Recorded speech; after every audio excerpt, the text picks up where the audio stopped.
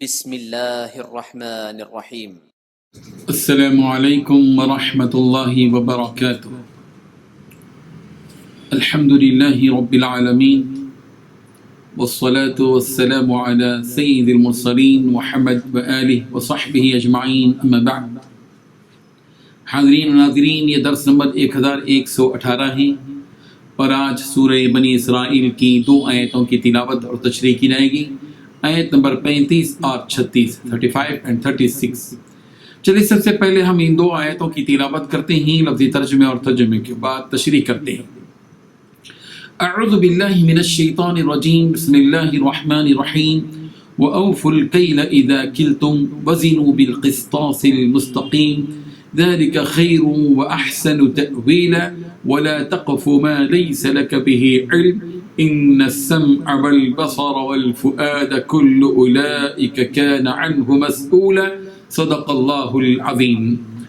لفظی ترجمہ یوں ہے، وَأَوْفُوا، اور تم پورا کرو، الکیلا، ماپ کو، اذا، جب، کلتم، تم ماپو، وزینو، اور تم تولو، بالقسطاس المستقیم، سیدھی ترازو کے ساتھ، ذالک، یہ، خیر، بہت ہی بہتر ہے، واحسن، اور بہت اچھا ہے، تأویلا، باعتبار انجام کے، ولا تقفو، اور پیچھا نہ کریں، ماں اس چیز کا کہ لیسا نہیں ہے، لکا، آپ کو، بھی اس کا، علم، کوئی علم، ان السمع، بے شک، کان، والبصر، اور آنکھ، والفؤاد، اور دل، کل اولئک، ہر ایک ان میں سے، کانا، ہوگی، عنہ، اس کی بابت، مسئولہ، باز پرس۔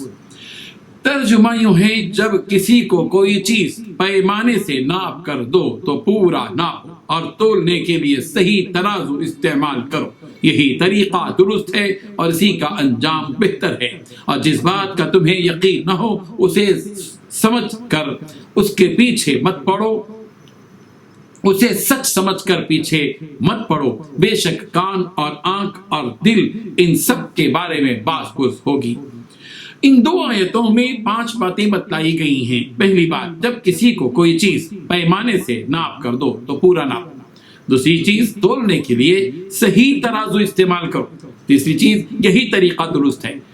چوتھی بات ہے، اسی کا انجام بہتر ہے۔ پانچویں بات، جس بات کا تمہیں یقین نہیں ہے اسے سچ سمجھ کر اس کے پیچھے مت پڑو، اور چھٹویں بات ہے، بے شک کان اور آنکھ اور دل ان سب کے بارے میں سوال ہوگا۔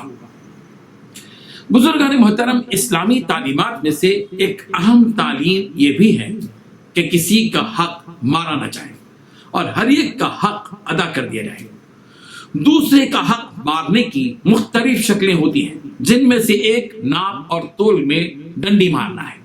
اسلام اپنے ماننے والوں کو یہ حکم دیتا ہے کہ وہ پورا تولیں اور پورا ناپیں۔ سورۃ المطففین کی پہلی ہی آیت میں کہا گیا، ویل للمطففین، بڑی خرابی ہے ان لوگوں کے لیے جو ڈنڈی مارتے ہیں۔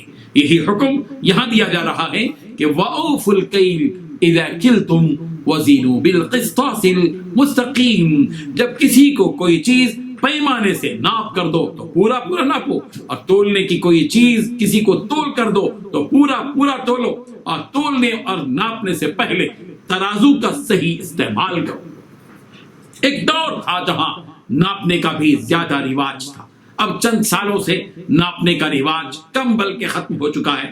1 سیر، 2 سیر، 5 سیر، 100 سیر، اور 1 لیٹر، 2 لیٹر، 3 لیٹر، اس طرح چیزیں لی جاتی تھی ناپ کر اور دی جاتی تھی ناپ کر، رواج تھا۔ اور اس زمانے میں ناپنے میں ڈنڈی مارنے کا طریقہ یہ تھا کہ ناپ کر دینے اور لینے میں فرق کیا جاتا تھا۔ کسی بھی چیز کو ناپ کر لینا ہوتا تو الگ پیمانہ استعمال کرتے تھے، اور اگر کسی چیز کو ناپ کر دینے کی باری ہوتی تو پیمانہ بدل دیتے تھے۔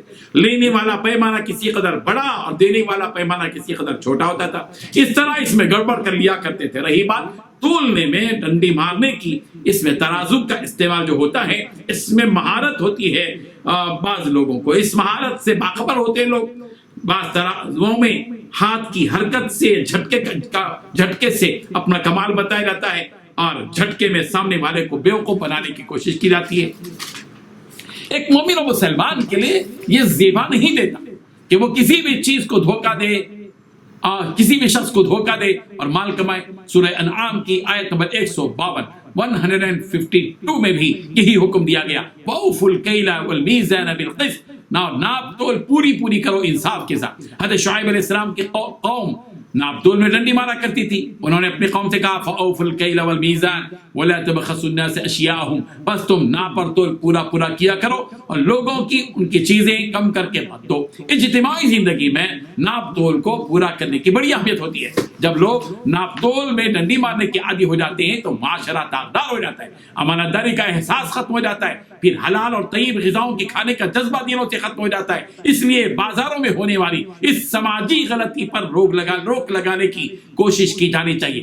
جس طرح حضرت شعیب علیہ السلام نے اپنی قوم کی اس غلطی پر نکیر کیا اور انہیں روکا، مساجد کے ائمہ اور علماء کی بھی ذمہ داری ہے کہ اپنے اپنے محلے کے بازاروں کا دورہ کریں اور بازاروں میں جو لوگ ڈنڈی مار رہے ہیں انہیں محبت سے سمجھائیں، انہیں نصیحت کریں۔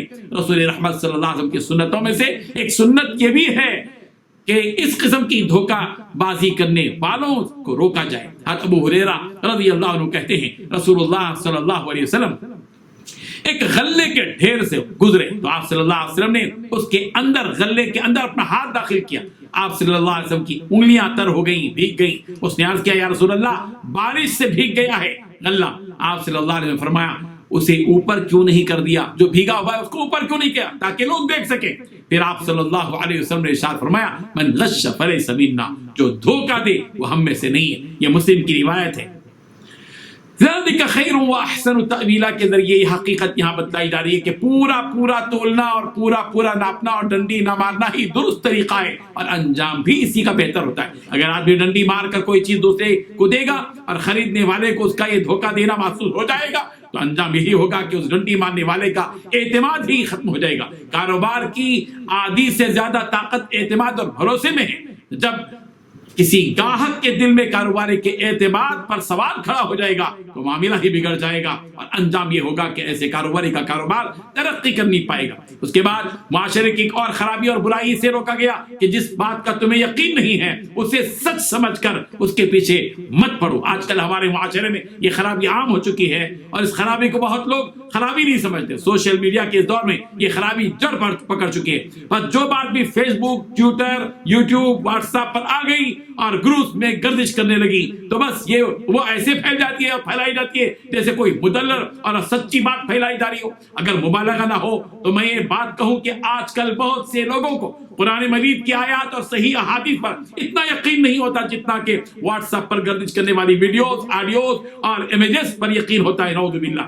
ہماری اخلاقی سطح کی بلندی اس قدر ہونی چاہیے کہ ہم اس وقت تک کسی بات پر یقین نہ کریں جب تک کہ اس کی پوری تحقیق و تصدیق نہ ہو جائے۔ آج کل کسی کو بدنام کرنا ہو یا بے عزت کرنا ہو یا کسی کی زندگی سے کھیلنا ہو یا کسی کے دل کو چھلنی کرنا ہو تو اس سے متعلق کوئی بے بنیاد ایسی خبر سوشل میڈیا پر ڈال دو جس سے وہ بدنام ہو جائے تو لوگ اس کو شیئر کرنے میں ایسی جلدی کرتے جیسے کہ اس کا یہ پہلا فرض منصبی ہے، اور اگر نہ پھیلائیں تو گویا اس کو گناہ ہوگا۔ نعوذ باللہ من ذالک۔ یاد رکھیں اسی فساد اور بگاڑ سے اس آیت میں روکا گیا رہا ہے وَلَا تَقْفُ مَا لَيْسَ لَكَ بِهِ عِلْمٌ، جس بات کا تمہیں یقین نہیں ہے اسے سچ سمجھ کر اس کے پیچھے مت پڑو۔ اپنے کانوں سے کسی کے بارے میں سن کر یا آنکھوں سے دیکھ کر غلط فہمی میں بات اڑا دینا نہیں چاہیے، بلکہ آدمی کو چاہیے کہ آدمی تحقیق کرے۔